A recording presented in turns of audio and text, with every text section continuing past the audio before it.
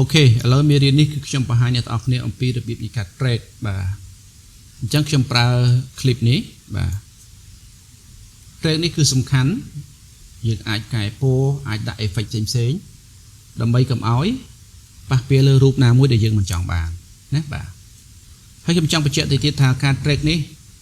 វាស្គាល់បានល្អដរាបណាទម្រង់រូបហ្នឹងមានឧទាហរណ៍ថារូបហ្នឹងឃើញពេញពីមុខអញ្ចឹងតើទៅទម្រង់មុខហ្នឹងឃើញពេញអញ្ចឹងបាក់ផែននឹងរហូតទោះបីជាដើរទៅណាក៏ដោយក៏វាតែចាប់ជាប់យើងដែរតែបើមានផ្អៀងខ្លួនបាទឃើញតែមួយចំហៀងឃើញអីវាចាប់នឹងរៀងប៉ែវហើយណាបាទខ្ញុំចង់បញ្ជាក់កន្លែងហ្នឹងឥឡូវកន្លែងនេះខ្ញុំយកខ្លីទៅប៉ុណ្ណឹងទៅមុខទៅរៀងវែងតិចហើយវាចំហៀងខ្លួនកុំឲ្យពិបាកយល់ខ្ញុំកាត់យកទៅប៉ុណ្ណឹងចុះបាទខ្ញុំទាញយកទៅប៉ុណ្ណឹងខ្ញុំ play វារៀងជាកូប្រូគ្រូសាជាងតែម្នាក់ដែលនៅរស់ខ្ញុំរៀនដល់បានឃើញអ្នកទាំងអស់គ្នាយើងអត់ track ទេប្រកាសជាអស់គ្នាបង្ហាញពីតែនេះយើង play តែម្ដងយើងចុច select វាឲ្យចូល color page បាទចូល color page ចឹងចូលត្រង់កន្លែង window នេះសម្រាប់ track ណាបាទពីមុនយើងយល់ហើយរបៀបប្រើអានេះដូចគ្នាទេឥឡូវខ្ញុំបង្ហាញពីរបៀបប្រើ pen tool បាទយើងព្រីវាមកចុច scroll ស្កត់ទៅជាប់ខ្ញុំចាប់កាត់ពីនេះទៅបាទ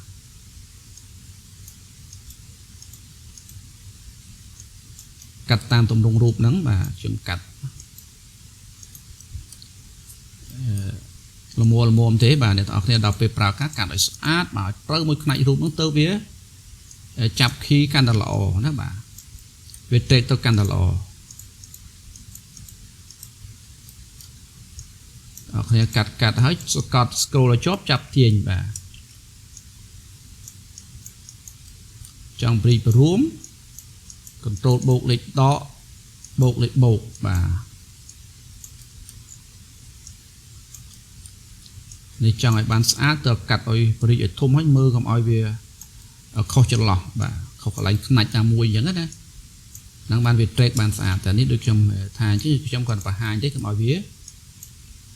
យឺតបាទ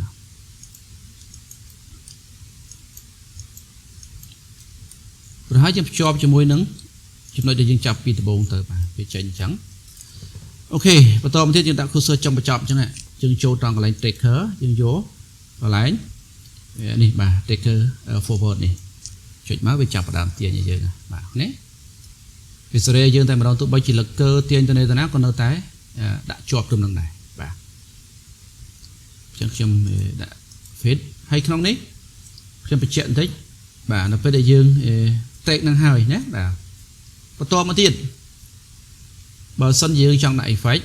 ខ្ញុំបន្តបើយើងចង់ដាក់ blur យើងចូលលើនេះ blur នេះ blur យើងទាញមក blur រូបហ្នឹងបាទ blur រូបហ្នឹងហើយបាទនេះហើយគាត់ play មើលបាទជាកូប្រូគ្រូសាជាងតែម្នាក់ប៉ុន្តែបើសិនជាយើងចង់ឲ្យវា reverse ទៅក្រៅវិញឲ្យ blur នៅអ្វីដែលអ្នកនៅខាងក្រៅវិញនេះគឺយើងត្រូវការចូលលើកន្លែង key នេះចូលកន្លែងហ្នឹងបាទចូលត្រង់ចំណុចហ្នឹងបន្តមកទៀតបាទយើងចូលត្រង់ចំណុចនេះបាទកន្លែងនេះ inverse វាទៅក្រៅវិញបាទចុចយកចំណុចនេះត្រង់កន្លែង key output ណាបាទត្រង់កន្លែង key output ហ្នឹងហើយបើយើងចូលមកដាក់ blur ឬដាក់ effect ណាវិញ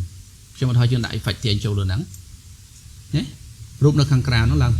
blur ហើយបាទឡើងព្រាលហើយណាអូខេបាទចឹងនេះជារបៀបនៃការ reverse បាទនៃការ reverse រូបទៅខាងក្រៅណាបាទហើយត្រង់ចំណុចហ្នឹងនៅពេលដែលអ្នកកាត់ហើយអ្នកទាំងអស់គ្នាកាត់ហើយចង់ឲ្យវាមានគេថាព្រាលកេមតិចសេរីលឿននេះទៅបាទសេរីលឿនទៅយើងចូលលើហ្នឹងអាច key ទៅមុខទៅក្រោយវិញអាស្រ័យលើការចង់បានរបស់យើងទេដាក់មកបាទហើយយើងចាំចូលមកចំណុចនេះវិញសេរីសោះនេះឲ្យស្អាតក៏បានហើយដោះកន្លែងនេះយកអស់មកឃើញណាបាទអូខេបាទឬក៏ក្នុងហ្នឹងបាទក្នុងហ្នឹងយើងដាក់ effect ហ្នឹងក៏បានយើងបិទនេះចោលបិទកន្លែងនេះយើងចូល blur នេះក៏បានដែរណាចូល blur ហ្នឹងក៏បានយើង play មើលបាទជាកូប្រូគ្រូសាជាងតែម្នាក់ដែលនៅរស់ណាខ្ញុំរៀនដល់បានឃើញអ្នកទាំងអស់គ្នាបង្ហាញពីកម្លាំងរបស់ពួកយើងបើសិនជាយើងអត់ចង់ដាក់អាហ្នឹងអត់ចង់ដាក់ blur ចង់ដាក់អី trong cái tập bố cho một thò nè bà bên châu po mà nè thì cái mất tao tập po nè cào như thế nè bà tao tập nè cào như thế nè khang mục nắng cứ ở tế bà miền pa thế nè chẳng ai rụp nào mùi sọc màu rụp anh tớ này rụp dương nó múc nào ta lơ ta đã cứ hiện thôi phần nắng cứ bà này cho nên chia được biết trệt bà cả trệt tổ 8 cho na bỏ rụp hiệp nhé bà